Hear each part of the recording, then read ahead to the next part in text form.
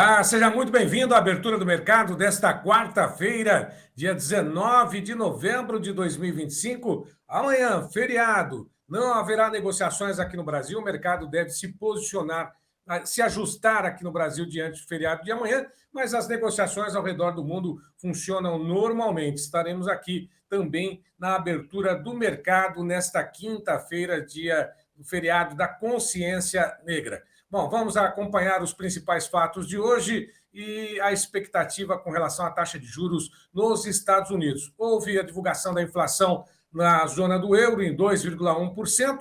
Agora, um certo otimismo em relação às bolsas aqui na América Latina e principalmente em relação ao Brasil, diante das oportunidades. Os preços estão relativamente baratos nas bolsas aqui também no índice Bovespa, na Bolsa Brasileira. Vamos acompanhar daqui a pouquinho detalhes com Marcelo Gavilic, o que acontece com a expectativa do mercado de soja. Será que os prêmios vão se manter estáveis diante das compras realizadas pela China?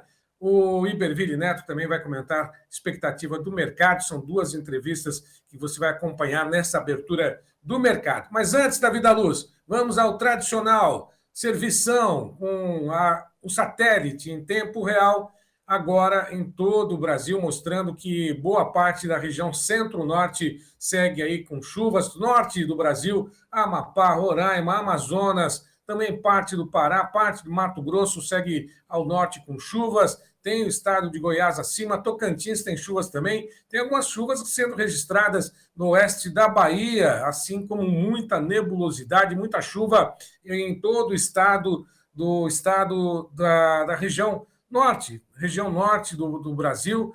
Parte do Nordeste também tem chuvas aí sendo registradas nesse momento no Maranhão, parte do Piauí, sul da Bahia e litoral também da Bahia. A região sul segue com nebulosidade, tem muitas nuvens sobre o Rio Grande do Sul, parte do estado de Santa Catarina. O tempo fica um pouco mais firme aqui em São Paulo, também na região oeste do estado. Mato Grosso do Sul também tem chuvas pontuais nesse momento.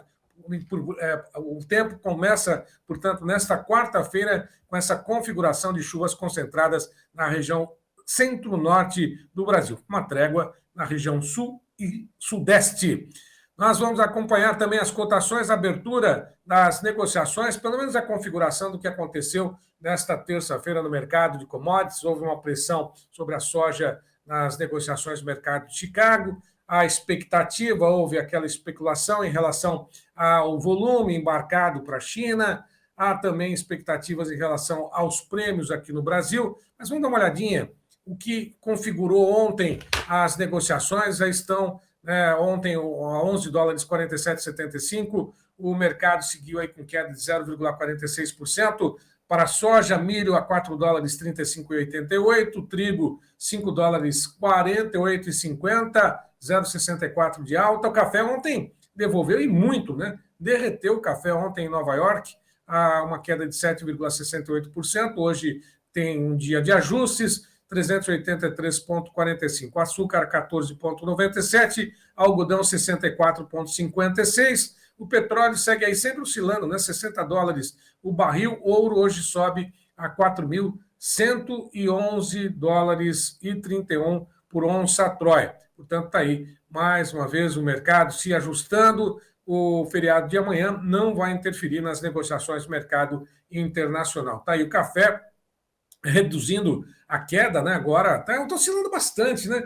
O sistema, a internet, ela está ainda com problemas. Desde ontem, nas negociações, nós tivemos problemas com os provedores. Portanto, olha só, o café uma hora está com 2% de queda, outra hora 7%, mas ainda está buscando uma direção. Isso ao longo do dia a gente vai trazer essas informações para você. De qualquer forma, esta é a configuração do momento para o mercado de Chicago e também de Nova York. Tem as negociações com a soja mostrando o que aconteceu com a soja. Está aí, janeiro a 11 dólares 47,25, 11 dólares 54,50 o março, o maio 11 dólares 61,25, o julho 11 dólares 66,25, soja cai. Daqui a pouquinho, certamente, deve ter um ajuste. O mercado sempre vai se ajustando a soja na B3. Isso sim é o fechamento de ontem. Janeiro, 25 dólares e 39. O março, 25 dólares e 55. Maio, 25 dólares e 70. Tem o milho negociado ontem na Bolsa de Chicago. Aliás, são negociações hoje. Dezembro, 4 dólares e 35,50. Março, 4 dólares e 48,75. Maio, 4 dólares e 55,50. O julho, 4 dólares e 60 e 75. Milho em queda, soja em queda, ajustes também nesta quarta-feira. O milho na B3, as negociações apontam em janeiro a R$ 71,50, março R$ 72,50. Bom, no milho tem o café, já nas negociações em Londres. Vamos dar uma olhadinha. Em Londres, nesse momento, sobe 0,18% a 4.562 dólares por tonelada. Café em Nova York, as negociações também aí estão apontando queda, olha só, bem menor do que aquilo que vinha mostrando inicialmente. O dezembro a 4 dólares mais 13,60, março 3 dólares 83,90, maio 3 dólares 65,70, julho 3 dólares 50 e 25. Dólar nesse momento, Davi da Luz, temos a abertura das negociações com a moeda norte-americana, por enquanto não, daqui a pouquinho a atualização fechou nos R$ 5,32 mais 10. O índice Bovespa também nas negociações de ontem, daqui a pouquinho tem a abertura, 156.522 pontos, recuou ontem 0,30%. Nós vamos agora direto a Sinop, nós vamos conversar com Marcelo Gavilic, que já está conosco. Me diz uma coisa, aquele movimento todo que nós observamos nessa terça-feira, no começo, né, teve problemas aí com relação à internet, mas a soja oscilou bastante, né? Depois do ajuste com anúncio daquela compra de soja dos Estados Unidos pela China por um valor mais alto do que seria o normal. O mercado se acomodou depois disso? Como é que você tem observado e como é que você avaliou as informações, a oscilação do mercado de ontem como um todo? Muito bom dia. Então, a gente viu o mercado indeciso, né? Faltando algum fator novo para trazer a volatilidade. O mercado, depois de uma forte alta, né? Rompeu alguns pontos gráficos, chegou em alguns alvos ali, até que a gente vai mostrar depois. E agora, esperando novas notícias.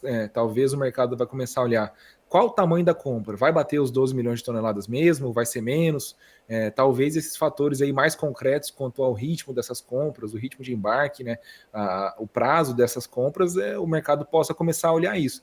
Uma coisa que a gente dizia, né, quanto mais tarde fica esse acordo, a hora que ele sair, às vezes o mercado vem com um otimismo aí, saiu o acordo, comprou, mas dali a pouco o mercado já olha, fala, ixi, mas nesse ritmo de embarque aí, as compras vão ser menores, não vão ser tão grandes, o que afetaria aquele balanço final que o USDA faz, né, entre produção, exportação e consumo interno para ver o estoque final, né?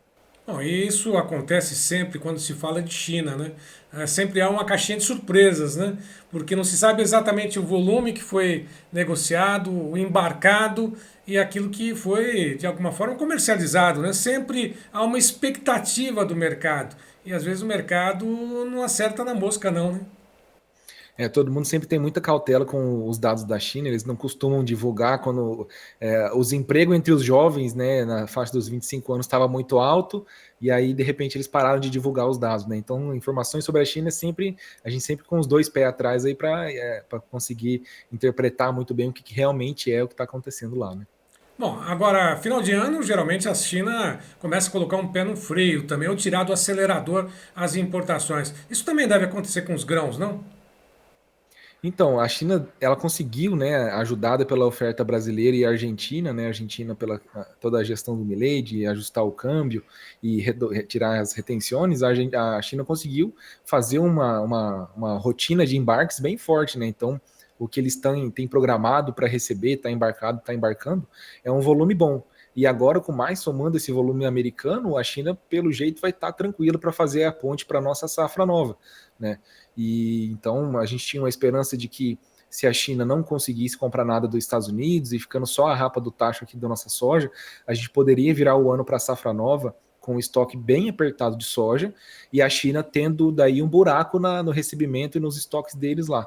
Mas, saindo esse acordo e a China comprando de lá, mesmo que pagando caro, mesmo que com margens de esmagamentos ruins, e o setor de suínos também com margens ruins, mesmo assim, parece que a China não vai ter esse apagão, vai fazer uma ponte com mais tranquilidade, e tendo margens ruins de esmagamento, considerando a nossa safra nova, fica a dúvida, será que eles vão acelerar essas compras, ou vão deixar para comprar em cima da hora, e aí é sempre pior para a gente, né? Porque a gente vai estar no auge da nossa oferta, colhendo, precisando liberar espaço, precisando colher para plantar o milho, dar volume, né, dar segmento nessa logística, e a China talvez vai estar tranquila, bem coberta, pedindo embarque só para 30, 60 dias. Então é um ponto que a gente chama a atenção, né, para o produtor estar esperto nos nossos prêmios, né? O cenário para os nossos prêmios ficou um pouco perigoso, né?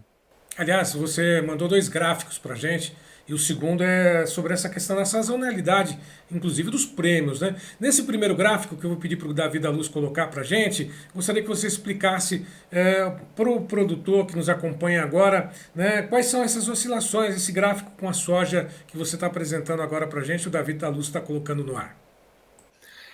Pessoal, essa soja é a soja contínua, né? A soja da bolsa, ela tem vários contratos com vários vencimentos, e esse contrato contínuo serve para a gente enxergar no longo prazo. Ele emenda um contrato no outro, conforme um vai vencendo, ele vai juntando um no outro.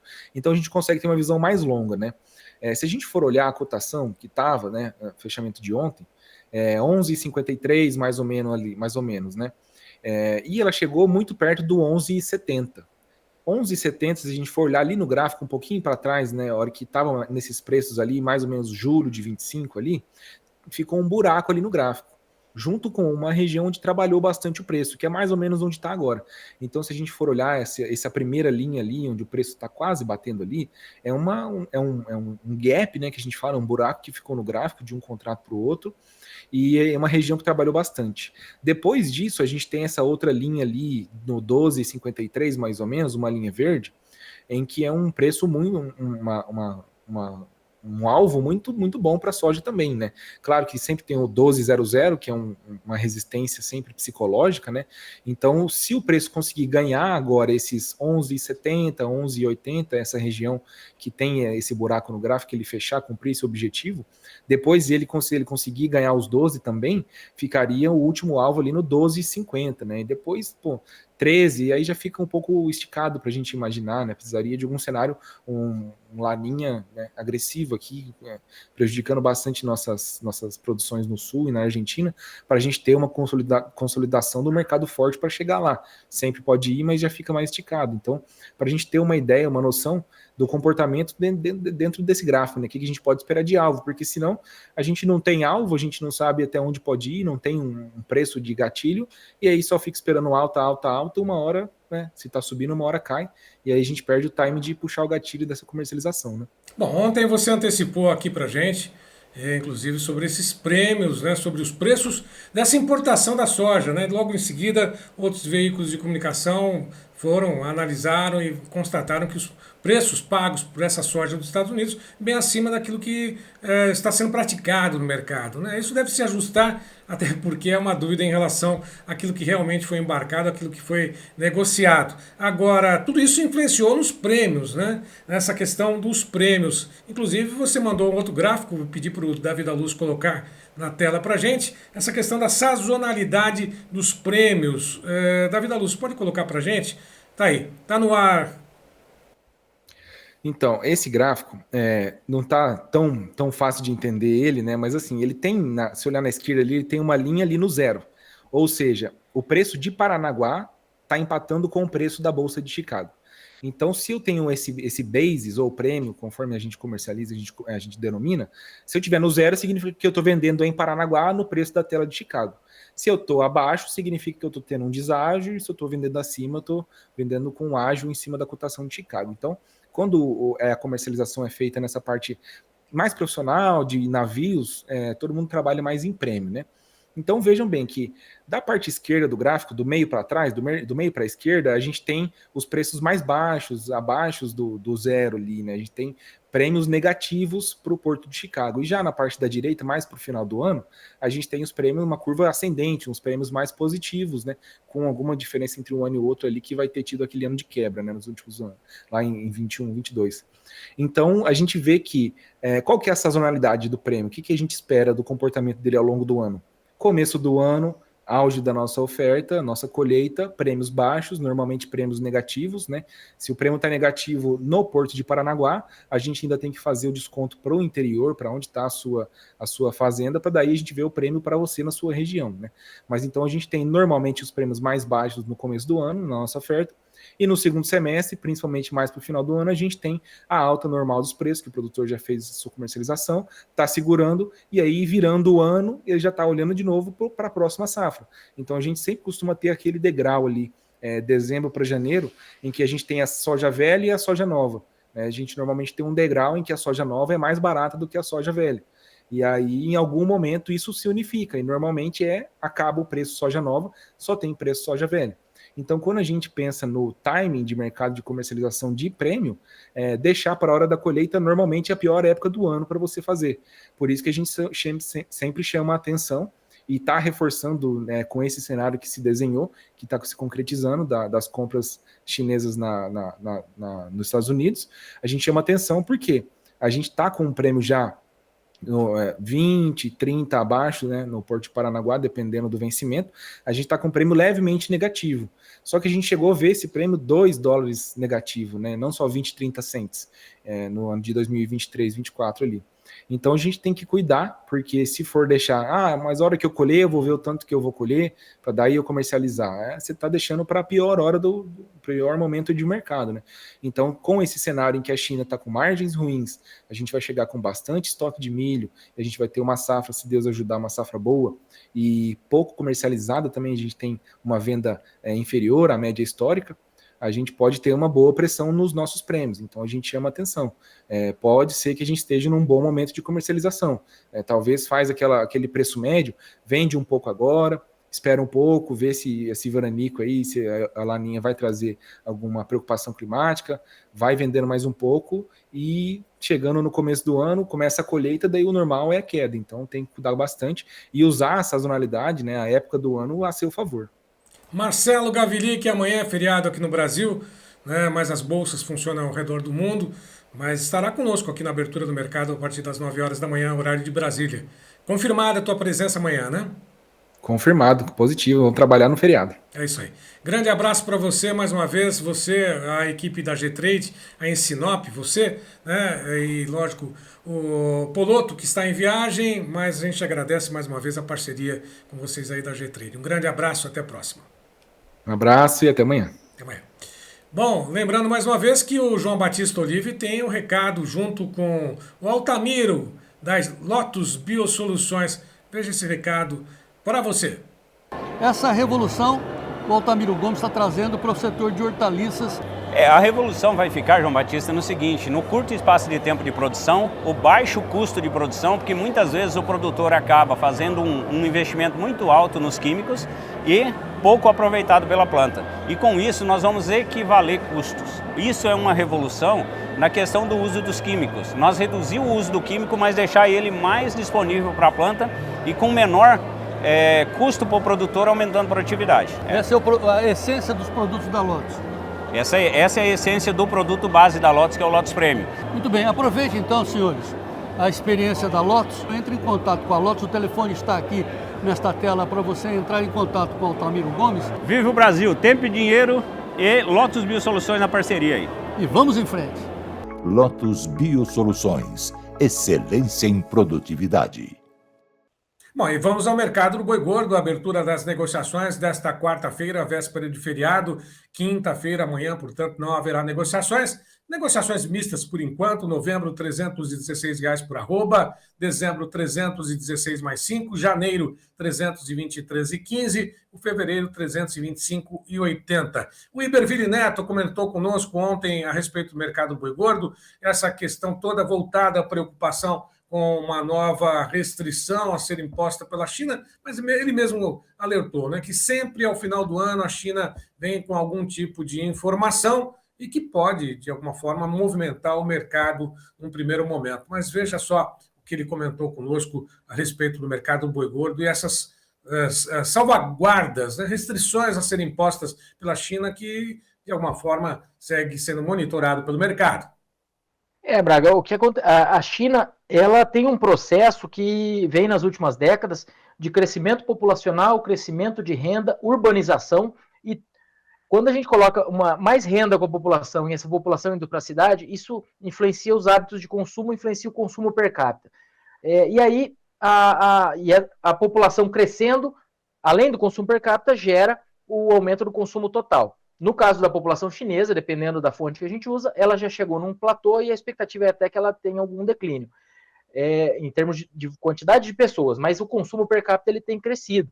E isso se intensificou ali em 2018, a 2020, 2021, porque a gente teve os casos de peste suína africana, que dizimaram uma parte importante do plantel de suínos da China, que é a maior produtora mundial. Então, em 2018, a gente tinha ali uma produção, números por cima aqui, 50 e poucas milhões de toneladas de produção de carne suína. Nos anos seguintes, isso chegou a cair 20 milhões de toneladas por ano, só da produção de carne suína. Por isso que eles começaram a comprar mais carne de todos os tipos, porque a carne bovina, a carne suína subiu demais, e isso abriu espaço para que a população testasse, experimentasse ali outras proteínas. E quando a gente pega o consumo de carne de carne bovina, lá em 2018, se a gente pegar uma cesta do prato do chinês ali, do consumo do chinês, carne bovina, suína e de frango, sem entrar nos pescados, né? Mas carne bovina, suína e de frango. A carne bovina representava 8% dessa cesta. Agora, no peste suína africana, nos 2, 3 últimos anos, a gente está falando de alguma coisa em torno de 14%. O que eu quero dizer com isso? Lá, inicialmente, os preços da carne suína tiveram picos, porque houve uma queda de produção importante, e isso gerou um aumento de importação de outras proteínas, gerou uma abertura, um espaço para a carne bovina entrar na mesa do chinês. Só que depois, o preço da carne suína já voltou ao normal lá há alguns anos, tá? Ele já passou aquele pico, e a gente continuou vendo a carne bovina ganhando espaço. Então, é uma mudança de hábito que tem acontecido lá. É algo muito positivo quando a gente pensa estruturalmente. Agora, claro, tem as salvaguardas, tem essa questão toda, mas nós não vemos isso como algo que deva mudar demais o mercado, porque eles estão aumentando o seu consumo e o Brasil tem essa carne para fornecer. Todo final de ano, eles diminuem as importações e todo final de ano tem negociação de preço, tem negociação, muitas vezes surgem alguns pontos extra negócios aí, e isso está ficando quase recorrente, a ponto de que o inesperado da China já está sendo esperado, sabe? Todo final de ano tem alguma novidade, e esse ano são essas salvaguardas que iriam sair em agosto, agora foram prorrogadas aparentemente para novembro, mas também temos que ver se elas virão, e isso saiu de agosto para novembro porque eles jogaram para depois do período de pico de importação deles, que é essa carne que sai em outubro, novembro, setembro, outubro, novembro, e para chegar lá, ser internalizada e estar disponível para o pico de consumo que acontece no Ano Novo Chinês, que bate ali no começo do nosso calendário, isso varia um pouquinho de ano para ano. Tá certo. Bom, de qualquer forma, a questão das exportações para os Estados Unidos, o tarifaço foi mantido em 40%, reduzido em 10% para todos os países. Isso já está sendo absorvido pelo próprio mercado. De qualquer forma, o prejuízo alegado pela Abrafrigo foi de 700 milhões de dólares em relação às exportações para os Estados Unidos. Tá? Tem todo esse contexto. Tem China, tem Estados Unidos, tem uma redução um pouquinho no ritmo dos embarques em relação ao mesmo período do mês anterior, né? Mês de novembro. Agora, e o produtor? E o pecuarista? Está havendo uma pressão sobre as cotações do mercado físico. Isso também já era esperado, todo esse clima, toda essa conjunção de China e também Estados Unidos, isso está sendo suficiente para poder pressionar as cotações do mercado físico, só para poder ter essa avaliação da tua parte, Berville. Braga, o mercado físico ele deu uma acalmada frente ao cenário mais forte que vinha sendo observado. Agora a gente está falando aqui de um escoamento que está mais calmo pela segunda quinzena, mas as informações também são de que esse início de semana não foi ruim, considerando uma segunda quinzena, e daqui a pouco nós temos o pagamento do 13º salário, da primeira parcela, até o final de novembro, depois temos bonificações e alguns pontos de renda extra que chegam na economia e acabam ajudando. Depois, no início de dezembro, temos mais no início de mês, e a segunda quinzena de dezembro é um período bom de consumo devido às festas, e também a segunda parcela do 13º até o dia 20. Dito isso, do lado do consumo doméstico, a gente tem um período de melhor consumo. Aí alguém pode falar, mas e o cenário econômico? Nós temos um cenário econômico de muita cautela? Temos mesmo. Só que de hoje para o final do ano, o consumo tende a melhorar. Tá? E esse é um ponto. A gente está falando aqui de curto prazo. Eu não estou falando de mudança na estrutura da economia, eu estou falando de um pouco mais de renda que deve chegar com a população, para a população. Do lado das exportações, elas seguem muito bem. A China, olhando os números parciais aqui compilados pela BIEC, ela já comprou esse mês 96 mil toneladas, em novembro. O maior volume que ela já comprou foram 187 mil toneladas no mês anterior, tá? No último mês, que foram agora em outubro. Então ela já comprou metade do recorde que ela comprou no mês passado. E considerando que a gente está mais ou menos na metade do mês, a gente está falando de alguma coisa próxima de recorde, se o ritmo de China for mantido. Claro que a gente tem que acompanhar. Mas, de toda forma, exportações seguem muito bem, talvez acalmem um pouco pela sazonalidade de China, só que também nós temos outros clientes comprando mais. Mesmo os Estados Unidos, apesar da redução de 10% não ser nada exuberante, de 76,4% cair para 66,4%, mas mal não faz, vai ajudar. Então a gente tem exportações talvez para outros clientes colaborando com alguma coisa na linha de amenizar o efeito de redução da China, lembrando que essa redução da China acontece todo ano. O ano passado o mercado estava explodindo como estava em novembro, mesmo com a China comprando 22% menos. Então a gente tem que sempre ponderar isso. É normal China comprar menos. Claro que temos as salvaguardas, temos que ver como que isso vai vir. Mas, por enquanto, nós não temos nada fora do esperado. Do lado da oferta, a gente está entrando naquele momento, agora com as chuvas, que o pecuarista consegue segurar um pouco o gado, a oferta de gado de confinamento vai ficando para trás, apesar de uma atratividade, de um aumento da oferta de confinamento, atratividade do ponto de vista de arroba engordada, principalmente, porque a reposição está cara. Mas houve um aumento da oferta de confinamento, só que o maior volume já ficou para trás. A gente está falando, sim, mesmo que tenha diversas, que nós tenhamos atualmente muitos confinamentos que confinam o ano inteiro, existe um ajuste dessa lotação, um ajuste desse fluxo de animais, e a maior parte sai ali em setembro, outubro, novembro. Agora isso vai ficando para trás. Então, do lado da oferta, nós não esperamos tanta pressão. Do lado da demanda, nós temos um bom ritmo aí no mercado doméstico, e exportações, por enquanto, indo bem, talvez diminuindo um pouco. Eu diria que no frigir dos ovos, a nossa expectativa é de que haja espaço para o mercado trabalhar sustentado. Normalmente, ao longo de dezembro, os frigoríficos tiram o pé um pouco das compras, porque eles fazem as escalas para a demanda da segunda quinzena, demanda ali das festas, até o comecinho ali, a primeira semana mais ou menos de dezembro. Depois é o tempo dessa carne ser produzida, enviada para o varejo para o pico de consumo. Então, pensando em boi gordo, dezembro costuma ter uma movimentação maior ali na primeira quinzena, e depois a coisa dá uma acalmada. Mas a nossa leitura é de que haja espaço para o mercado acalmar, se voltar pouca coisa. Nós não estamos esperando uma acomodação forte, um rebote como foi no ano passado, porque o mercado tinha subido muito. E aí ele voltou bastante também, ali em novembro. Né? Esse ano a gente está esperando um cenário um pouco mais lateralizado, a menos que venha uma pancada muito grande de notícia do lado da China. Não está no nosso radar nada muito drástico, não. Bom, vamos à previsão do tempo para os próximos 7 dias.